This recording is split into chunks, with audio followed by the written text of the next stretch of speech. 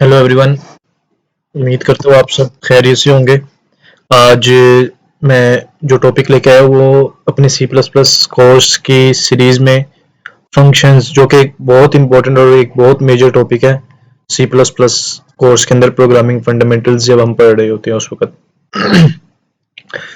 तो सबसे पहले फंक्शंस का इंट्रोडक्शन कराता हूँ। बेसिकली फंक्शंस होते क्या है।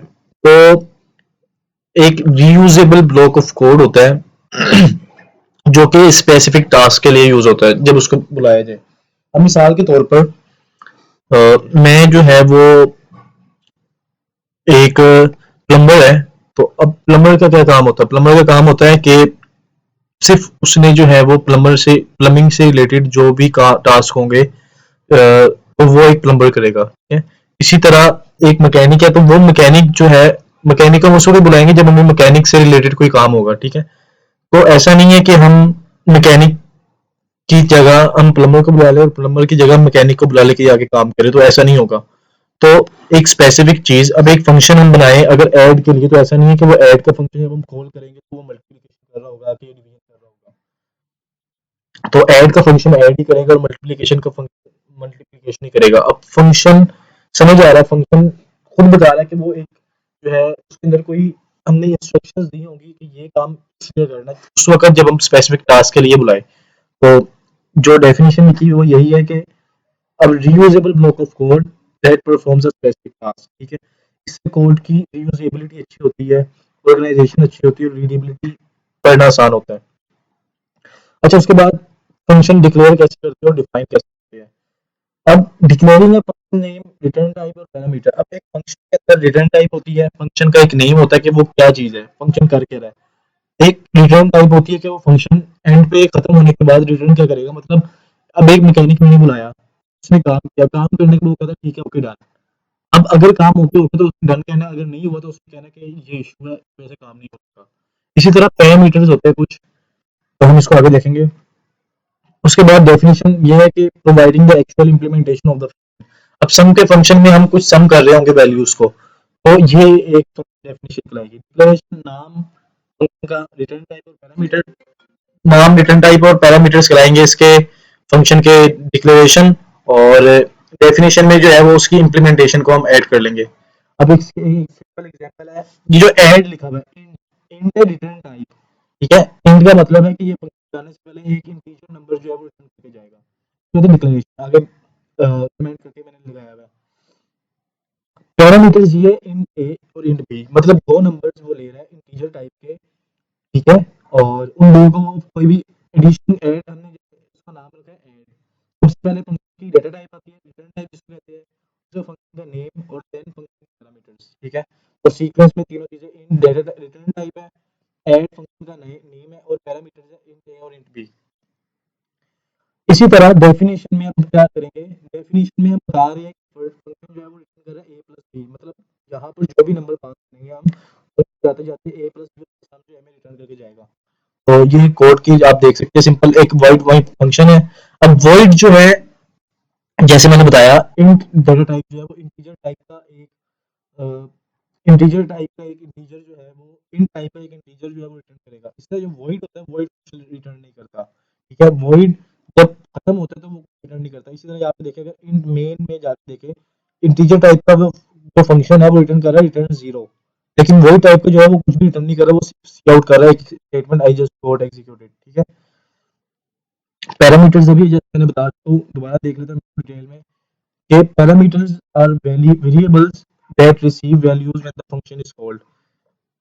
अगर आपको वेरिएबल्स के बारे में नहीं पता तो आई बटन में आप वेरिएबल्स को देख सकते हैं, वेरिएबल्स क्या है बेसिकली, ठीक है। उसके बाद फंक्शन जो है वो जीरो भी, उसमें कोई पैरामीटर भी नहीं होता और होता है कि एक से ज्यादा पैरामीटर्स हो। मतलब ये कि खाली फंक्शन, जिस तरह यहाँ पर अगर देखिए हम, तो इंट मेन का जो फंक्शन है उसमें कोई पैरामीटर पास नहीं हो रहा, ठीक है। माई फंक्शन में भी कोई पैरामीटर पास नहीं हो रहा, लेकिन ये अगर इंट ऐड का फंक्शन देखा दो पैरामीटर पास हो रहे हैं, तो ये कोई रिस्ट्रिक्शन नहीं है कि आपने पैरामीटर्स लाजमी पास करने, पैरामीटर्स पास भी कर सकते और नहीं भी कर सकते। इसी एक एग्जांपल देखेंगे, हम स्क्वायर हम कर रहे हैं, हम एक एक्स ले रहे हैं, उसको स्क्वायर रिटर्न करवा रहे हैं, ठीक है। तो ये कोड देखें, जब जैसे कि वॉइड माई फंक्शन है, तो वो उसमें एक नेम दे रहा है, ठीक है। और नेम को सी आउट करवा रहा है। सी आउट का मतलब होता है आउटपुट दिखाना, ठीक है। आउटपुट किस तरह दिखाते हैं, सी आउट करो, और ये लिखने का तरीका है सी आउट का। सी आउट, उसके बाद लेस देन दो ब्रैकेट लगाने हैं, और उसके बाद जिसको हमने प्रिंट करवाना है वो लिखेंगे, और डबल कोट्स में जो कुछ लिखेंगे वो एज इट इज प्रिंट होगा, ठीक है। अब ये आप नीचे एंड पे यहाँ पर देखते हैं जो आउटपुट है वो, फर्स्ट टाइम हमने ये नेम पास किया, सेकंड टाइम जेनी, और तीसरा टाइम एंजा। अब ये तीनों नेम्स जो है वो एज इट इज प्रिंट हुए, लेकिन आगे रेफनेस भी जो है वो पास हो गया है, ठीक है। तो ये वो चीज़ है कि हम कुछ भी जो है वो प्रिंट करवा सकते हैं।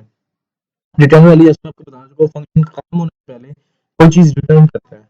अब जैसे कि ये फंक्शन रिटर्न कर रहा है, इंटीजर टाइप का फंक्शन तो लाजमी कोई ना कोई चीज़ रिटर्न करेगा। तो ये क्या करेगा, ए और बी को मल्टीप्लाई करके उनका जो है वो प्रोडक्ट रिटर्न करेगा खत्म होने से पहले। उसके बाद फंक्शन कॉल्स होती है। तो हमने एक दफ़ा एक फंक्शन बना दिया, तो हम उसकी तरह जो उसके नेम पैरामीटर पास करके उसको किसी वक्त कॉल करते हैं। अब इसी चीज़ को जो है वो हम डेव डेव सी प्लस में देखते हैं। मैं यहाँ पे आ गया हूँ, और यहाँ पे मैं एक जो है वो फंक्शन पहले पहले हेडर फाइल इंक्लूड करूँगा।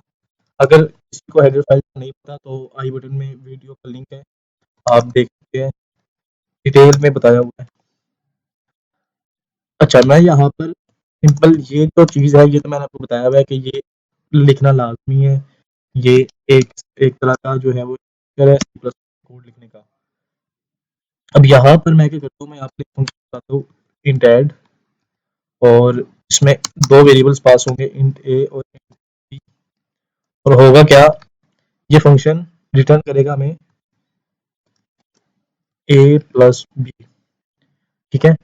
इसी तरह यहाँ पर आगे मैं एक फ्लोट टाइप का जो है वो रिटर्न टाइप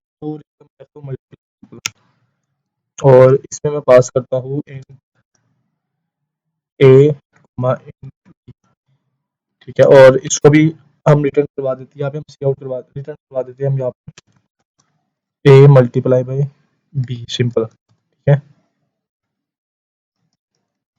अच्छा, अब यहाँ पर आगे ये देखें, इंट इंट और फ्लोट क्या है, ये दोनों है रिटर्न टाइप, ठीक है। यानी कि डेटा टाइप है, लेकिन रिटर्न क्या करेगा, ये इंटीजर टाइप का वेरिएबल एक जो है वो रिटर्न करेगा, और इसी तरह ये जो है ये एक फ्लोट टाइप का वेरिएबल रिटर्न करेगा। अब मैं यहाँ पे सिंपल इसको कॉल करता हूँ, ऐड लिखा मैंने, ये कॉल करने का तरीका है। उस फंक्शन का नेम, जो फंक्शन का हमने नेम रखा है, दो पैरामीटर सीक्वेंस में। अब मैं यहाँ पे पैरामीटर करो, अब क्या होगा क्या, बेसिकली इंट ए की जगह स्टोर हो जाएगा 8, और इंट बी की जगह स्टोर हो जाएगा 9, ठीक है। इसी तरह मल्टीप्लाई का फंक्शन मैं कॉल करता हूँ। अब मल्टीप्लाई का फंक्शन क्या आएगा, यहाँ पर देखिए, पहली बात फ्लोट है। फ्लोट का मतलब है कि इसमें पॉइंट आएगा। अगर आपने डेटा टाइप वीडियो नहीं देखी तो आई बटन में डेटा टाइप वीडियो का लिंक है, आप जाके देख सकते हैं। मल्टीप्लाई में आएगा, हम सिंपल फ्लोट, कोई फ्लोट नंबर पास करेंगे 7.1 3.2, ठीक है। ये हमने पास कर दिया। उसके बाद इस कोड को हम रन करते हैं, F11 प्रेस करके आप इसको रन करने के लिए। अब डेव सीक्वेंस में क्या होता है, आपको प्रोग्राम रन करने से पहले उसकी सेव करना होता है। तो ट्यूट फोर नाम रखा है, डॉट सीपीपी उसकी एक्सटेंशन, कोड रन होगा, और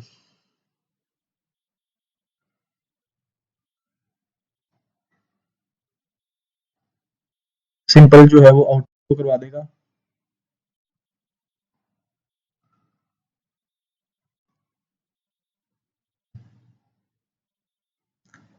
कभी कभार जो है वो टाइम लग जाता है, और बाजू का जो है वो काफ़ी जल्दी जो है वो रिटर्न करवा देता है, आउटपुट शो करवा देता है।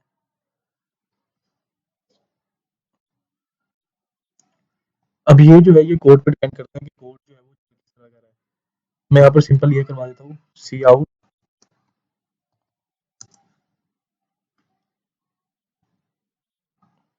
सी आउट ए प्लस बी, ठीक है। इसी तरह यहाँ पे मल्टीप्लाई करवा देते हैं। अब ये तो दो है,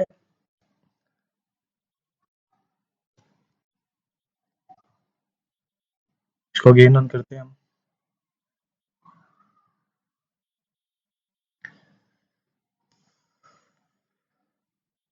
ठीक है। उसने रिटर्न रिटर्न टाइप जो होता है, रिटर्न करने में बाज़ औक़ात जो है वो प्रिंटिंग नहीं कर रहा होता है। तो यहाँ प्रिंटिंग कर दी 17 और 8 और 9 17 होते हैं और इन दोनों को मल्टीप्लाई किया तो 21 आ रहा है। ठीक है? अच्छा, अब एक और चीज़, ये तो विद पैरामीटर्स हो गए। अब पैरामीटर विदाउट पैरामीटर हम कॉल करते हैं हेलो हेलो नाम के एक फंक्शन बनाते हैं हम, और इसमें कोई पैरामीटर हम पास नहीं करेंगे, सिर्फ करवाएँगे स्टेटमेंट काउट हेलो। मैंने बताया था डबल कोट के अंदर भी हम लिखते हैं, वो शो करवा रहा होता है कि इसके हम डेटा टाइप रखेंगे वॉइड, क्योंकि ये कोई फंक्शन रिटर्न नहीं करेगा। सिंपल इसको हम यहाँ पे एक दफ़ा कॉल कर लेते हैं। कॉल करने का वही तरीका है, फंक्शन का नेम और आगे पैरामीटर्स अगर है तो पैरामीटर्स पास करेंगे, नहीं है तो हम खाली उसको कॉल कर देंगे। तो ये हमने कोड रन किया और ये देखें शुरू में वही आ गया हेलो वर्ल्ड, उसके बाद ऐड टू फंक्शन कॉल हुआ, उसने 17 आउटपुट प्रिंट करा दी और उसने 21। ठीक है? तो ये था हमारा कोड। और इसके बाद जो है वो फंक्शन ओवरलोडिंग का नेक्स्ट लेक्चर होगा। मिलते हैं उस वीडियो में, तब के लिए अपना ख्याल रखिएगा। वीडियो पसंद आई हो, इन्फॉर्मेटिव हो तो चैनल को सब्सक्राइब कीजिएगा, वीडियो को लाइक कीजिएगा और अपने दोस्तों के साथ शेयर कीजिएगा। मिलते हैं अगले वीडियो में, तब तक के लिए अपना ख्याल रखिए।